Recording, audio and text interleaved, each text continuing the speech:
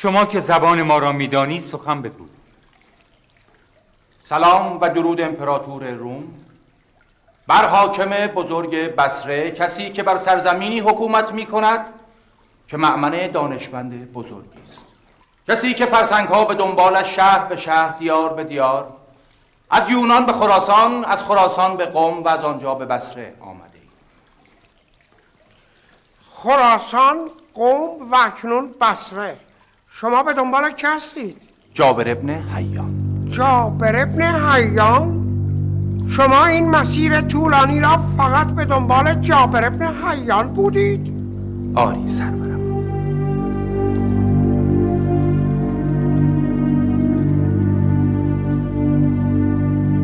روشن‌تر سخن بگو. از جابر چه می‌خواهید؟ محتاج دانش و علم او هستیم. شما؟ یعنی شما رومیان محتاج علم و دانش او هستید؟ آن مرد دانشمند در نوشته های خیش مشکلات علمی فراوانی را حل کرده و در علم کیمیا نبوغ خاصی از خود نشان داده است. رساله های پیشین وی در علم طب، نجوم و کیمیا به زبان یونانی برگردانده شده و توسط دانشمندان ما به کار گرفته شده است. اما آنچه که در اختیار ماست تمام دانش ایشان نیست. برخی مسائل مربوط به ترکیبات مواد ناقص است. ما نیاز داریم رموز کتاب‌هایی چون نتایج و تکمیل را بر دانشمندان ما بیشتر بگشاید و راه تازه‌ای را پیش پای آنان بگذارد. گفتید چه کتابی نوشته؟ کتاب نتایج و تکمیل که چندیست دانشمندان ما آن را ترجمه کردند. جابر دانشمند بزرگی است که بر علومی چون کیمیا و سیمیا و هیمیا و لیمیا و ریمیا و دیگر علوم ناشناخته تسلط کامل دارد. در ضمن تحقیقات فراوانی در زمینه تقطیر و تبخیر، تبلور و انحلال و تجزیه دارد که دانستن آن برای دانشمندان دیار ما و پیشبرد علم از اهمیت زیادی برخوردار است. سامی، مگر نگفتید که با زبان ما صحبت کنند؟ سرورم، گویی با خواندن نوشته های جابر اینا نیز جادو شدند. پس به راستی که جادوگر استادی است؟ بله سرورم. مرحبا مرحبا. پس اخبار علومش به گوش شما هم رسیده؟ آری. میدانستیم. من همیشه گفتم که دانشمندانی چون جابر به روی چشم ما جا دارند. برای همین است که ایشان در اینجا سکونت دارد. پس شما میدانید که به دنبال چه گوهر گرانبهایی آمده اید، نه؟ آری، به خوبی میدانم که او دانشمندی است که توانسته مواردی چون جوهر گوگرد، جوهر شوره، تیزاب و سود سوزآور و نشادر و سنگ جهنم و جیوه قرمز را بسازد. حال بگو ببینیم از این دانشمند ما چه میخواهید؟ امپراتور ما امر کرده که این مرد هر جا هست او را بیابیم و چند صباحی او را میهمان خیش در روم بنماییم تا دانشمندان و طبیبان ما از محضرش استفاده کنند و به تبادل اندیشه بپردازند. پس میخواهید دانشمند ما جابر ابن حیان را با خود ببرید؟ آری. در مقابل هدایایی نیست که امپراتور بزرگ روم امر فرمودند حضورتان تقدیم خواهیم داشت که اولین پیشکش صندوقچه جواهراتی است که همراه خود آوردیم.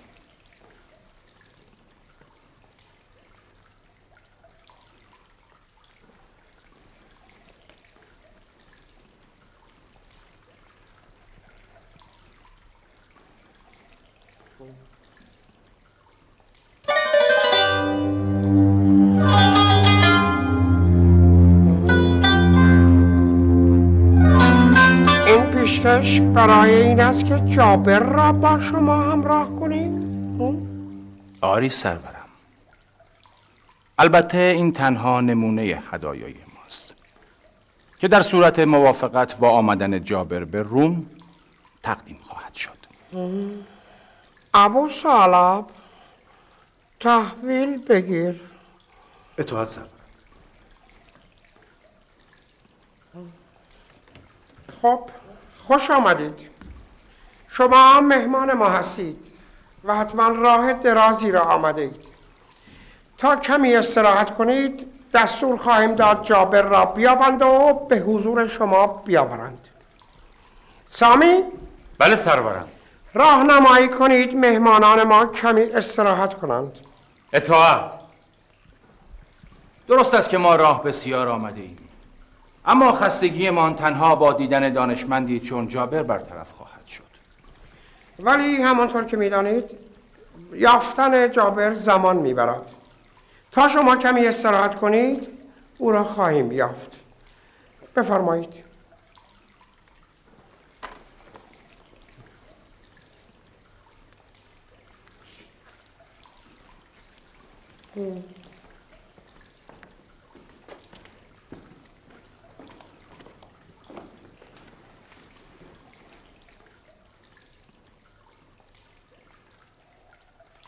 شما چطور راضی شدید دانشمند بزرگی چون جابر را به سیاه چال بیندازید؟ ها؟ سرورم خودتان فرمودید من گفتم او را به زندان بینداز یا گفتم ببین چه جرمی مرتکب شده؟ امین که هیچ جرمی نداشت. ولی سرورم اگر خاطرتان بس کنید یاوه‌گویی را جناب قاضی. شما نبودید که میگفتید کیمیاگری شعبه‌ای از جادوگری است و جادوگری در شرع مقدس اسلام حرام است؟ نبودید؟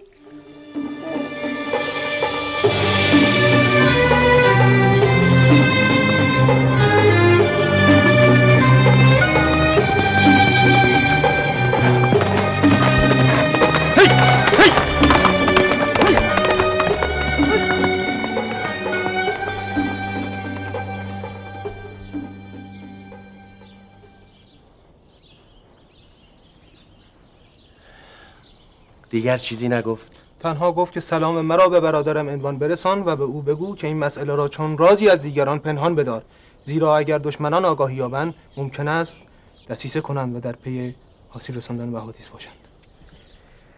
به برادرم زراره پس از ابلاغ سلام من بگو در اولین فرصت خواسته‌اش را اجابت خواهم کرد.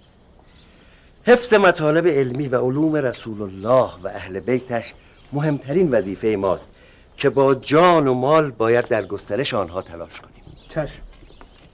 حالا اگر اجازه دهید دست حضورتان مرخص شوم. در امان خدا. خدا نگهدار. خدا نگهدار. خدا نگهدار. خدا نگهدار. خدا نگهدار برادر. جوان که بود پدر؟ خداوند نگهدار. فرستاده ای از جانب برادرم زرارت ابن عیون. همان مرد دانشمندی که با او عقد اخوت بسته ای؟ آری. از شما چه خواسته؟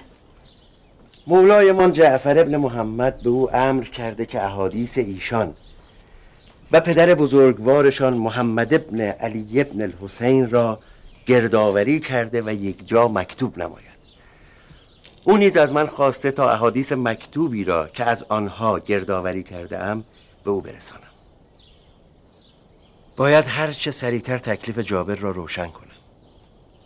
منظورتان این است که به محض آزاد کردن جابر باید به سوی زراره بشتابم تا هم دیداری تازه کرده باشم، هم احادیث را به مقصد برسانم.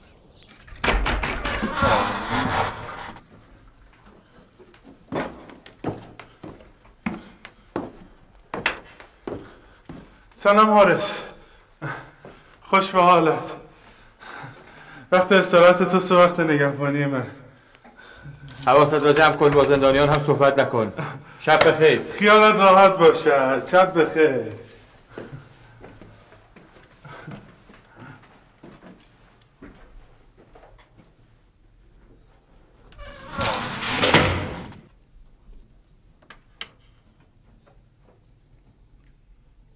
چه شده؟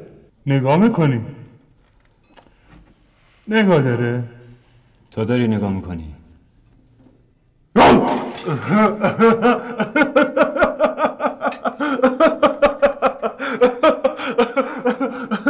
ترسیدی؟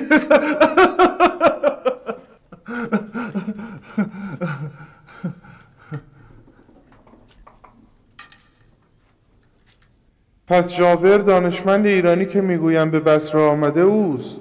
مگر تو هم جابر را میشناسی؟ همه او را میشناسند. میگویند دانشمند حاذقی است که همه کار از دستش برمیآید. درست گفتند. برای همین است که حاکم او را به بند کشیده. راست است که او کیمیاگری میداند و میتواند هر آهن‌پاره‌ای را به طلای گرانبها تبدیل کند؟ ها؟ این کمترین کاری است که او میتواند انجام دهد. فقط باید دلش را به دست آوری. نه مرا با او کاری نیست. اصلا من نباید با زندانیان صحبت کنم. جوانی به سن و سال تو حتما آرزوهای بزرگی در سر دارد. تو از کجا میدانی؟ چشمانت میگوید که الان فکرت در کوچه هایی پرسه میزند و به دنبال دختری است که اگر او را به چنگ آوری تا آخر عمر شاد زندگی خواهی کرد. داغ دلم را تازه کردی. الان 2 سالی می شود که خانه خرابش شدم. دختری است از طایفه بنی تمیم، ولی حیف که توانش را ندارم.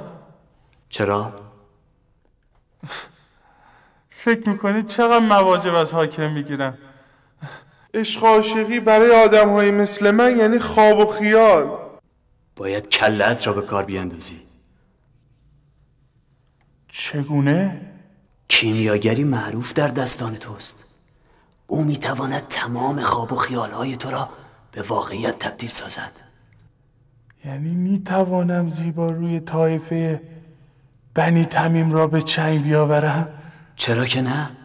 حتی میتوانی کسب و کاری به راه بیاندازی تا از مواجبگیری حاکم راحت شوی. راست میگویی؟ کیمیاگری علمی است در خدمت طب.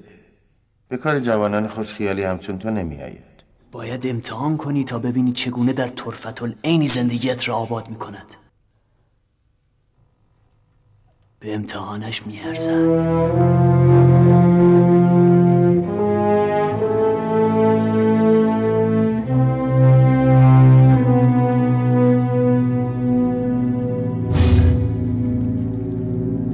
هر وقت دینارها را از عنوان دریافت نمودیم، جابر را تحویل رومیان می‌دهیم. پس بدین طریق به 2 منظورمان خواهیم رسید. خوب است؟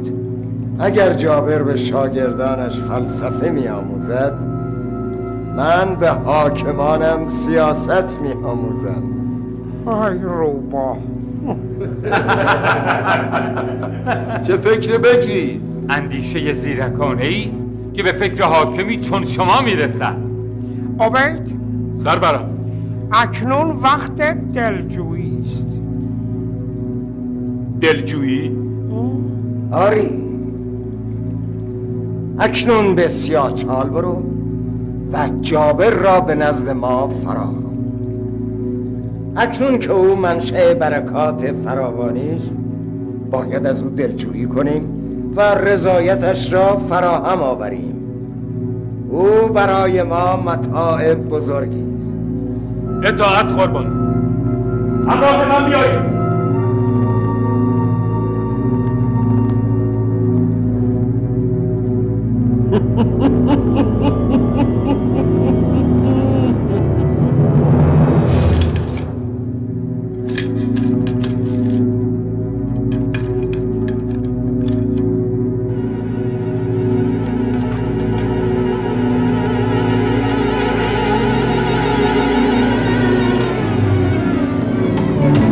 حکیم بزرگ، وقت آن رسیده تا با نمایاندن قدرت و دانش خویش زندگی این جوان عاشق را دگرگون سازی و او را به آرزوهایش برساند. همین زنجیرها را اگه برای من طلا کنی، 1 عمر مرا مدیون خویش ساخته ای. چگونه این کار؟ معطل چه هستی حکیم؟ این زنجیرها را برایش طلا کن. اگر می شود یادم بده.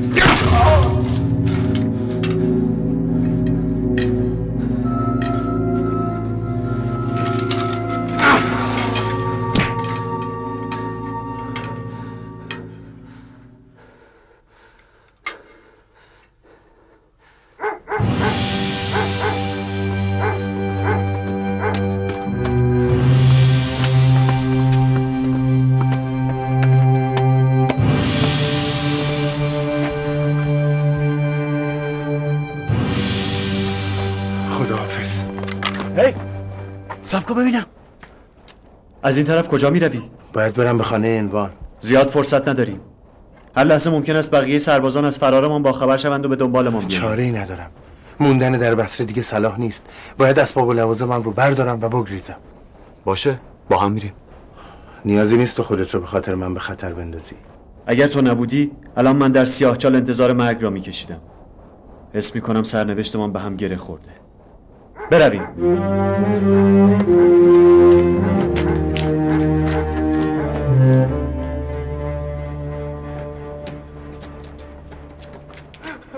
من بیگناهم. کیمیاگر با سحر جادویش مرا فریفت. آن یکی با زور بازویش چنان بر سرم کوبید که ندانستم سیاهچال به دور من میچرخد یا من به دور سیاهچال. عفو کن امیر. مردک نادان، برو کنار ببینم.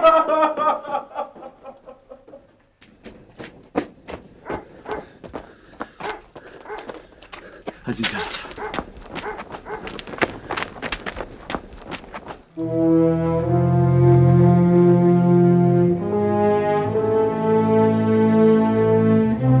بس از سامی، کلافه شدم. به جای این همه چپ و راست رفتن چاره‌ای بیندیش. هیچ چاره‌ای به خاطرم نمیرسد. تو که میدانی حاکم چه دندانی برای فروختن جابر به رومیان تیز کرده بود. اگر او گریخته باشد پوست همه ما را میکند. تا صبح، فقط تا صبح سامی. اگر کاری کنی که حاکم تا صبح از این موضوع بویی نبرد، خاک بصره را به توبره خواهم کشید و هر دویشان را به سیاهچال میاندازم. کاش همان اندازه که زبانت کار میکرد عقلت هم کار میکرد و آن دو را به سادگی از دست نمیداد. چرا تعلل میکنی؟ گیج شدم، نمیدانم چه کنم. اگر کمی به مغزت فشار بیاوری خواهی دانست که چیکار باید بکنی.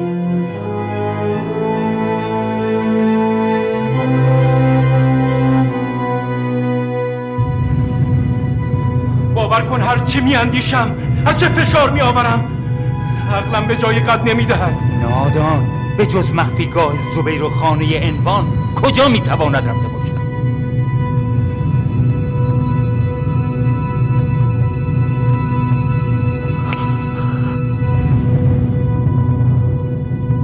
وای به حال عنوان اگر به آن دو پناه داده باشد. همراه من بیایید.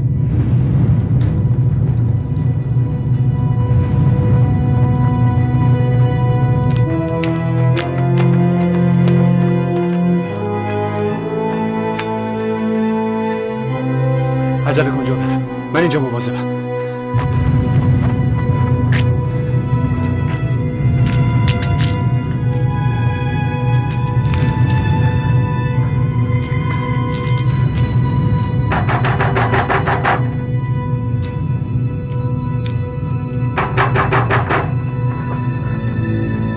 کیست؟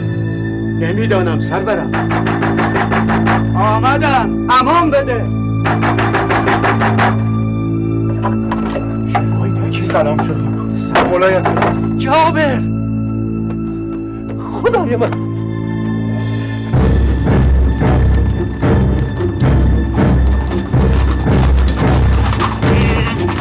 ایستید. دو، همراه پیاده ها به سمت مخفیگاه زبیر بروید. آن دو تن را یافتید ببندشان کشید. بقیه افراد همراه من به سمت خانه عنوان می رویم. برویم.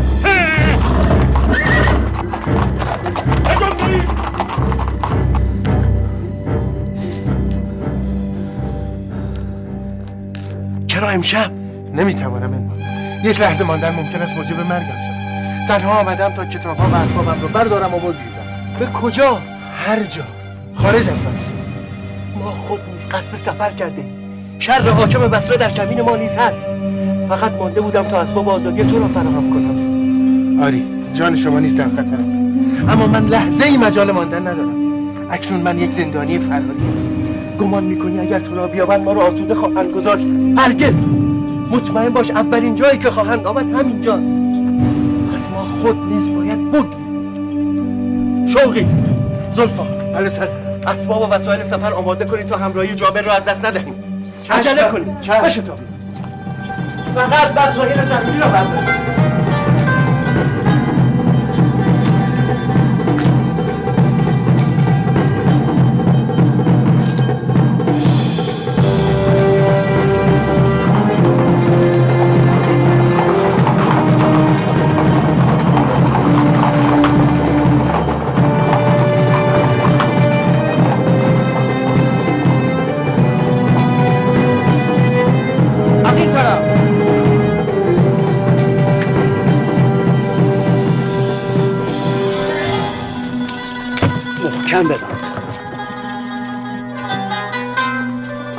احادیث مولایم.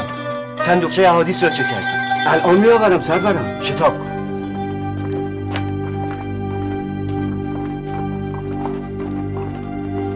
عنوان آماده شدی؟ الان آماده میشم.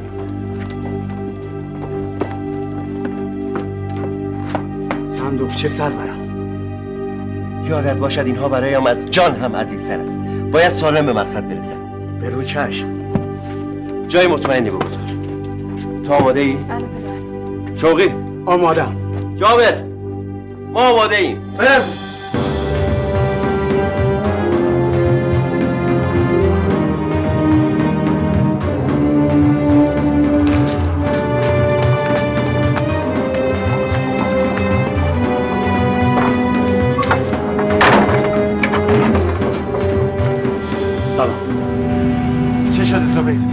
این راهزن اینجا چه میکنن؟ باید به فکر رفتن باشیم. نشیدید چه گفت؟ سربازان دارن میآیند. تو اینجا چه میکنی؟ بعداً برایت خواهم گفت. خروج از زیستن امکان ندارد. باید راه دیگری بیابیم. ما را به راهنمای راهزنان نیازی نیست. حتی اگر خیر و صلاح در آن باشد. خیر و صلاح؟ کدام راهزن در پی خیر و صلاح مردم بوده که تو دومی باشی؟ پدر چه کنیم؟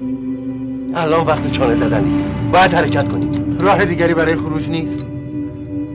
از راه پشتی میرویم. برویم. برو زکوی. عجب.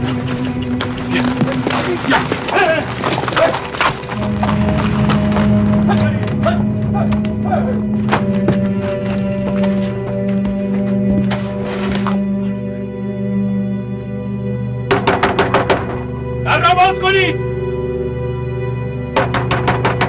باز کنید! در را باز کنید! در را باز کنید تا خانه رو بر سرتان خراب نکردم!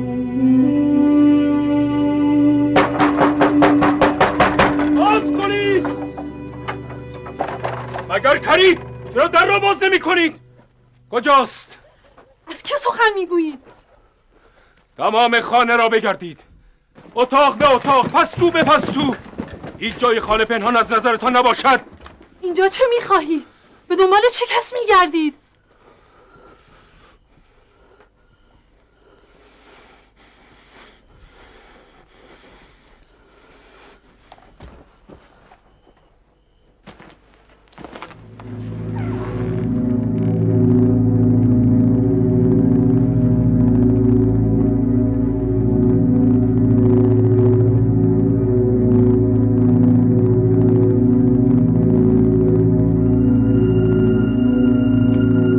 تازگی کسی از این منزل خارج شده؟ اینجا خانه عنوان بصری است. آمد و شد فراوان است. جواب مرا بده کنیزک. پرسیدم به تازگی کسی با اسب از این منزل خارج شده یا نه؟ من کنیز دختر اربابم.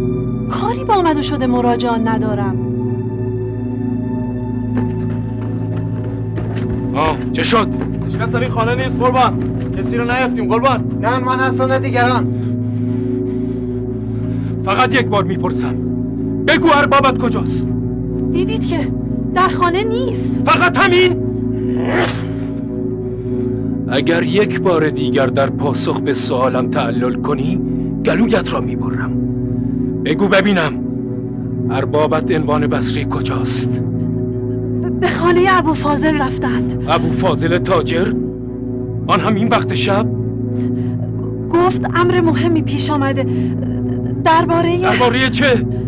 نیاز به سکه های فراوان داشت. سکه های فراوان؟ عنوان بصری نیاز به سکه های فراوان داشت؟ برای آزادی جابر. جابر؟ او همینجا بود؟ اینجا؟ شما چه جور سرباز حکومتی هستید که نمیدانید او را به حکم حاکم به سیاهچال انداختند؟ برویم.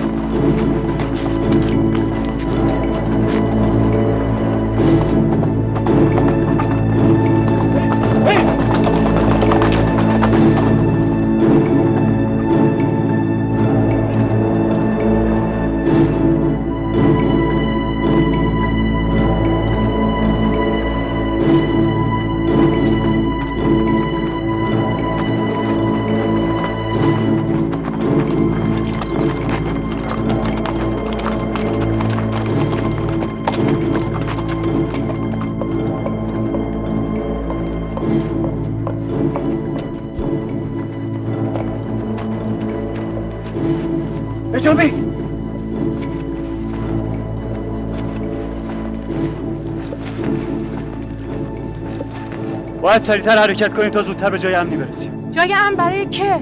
برای راهزنان؟ هرگز. من حتی یک قدم دیگر با این مرد همراه نخواهم شد. حرفی نیست. بروید. اما این را بدانید تمامی راه‌های خروج از شهر توسط ماموران حاکم قرق شدند. شاید برای خلاصی خویش ما را به آنان بفروشد. به گمانم در سیاهچال او را آنقدر شناختم که الان به او اعتماد کنم. زبیر به هر که خیانت کند به ما نمی کند. پس دنبال من بیایید.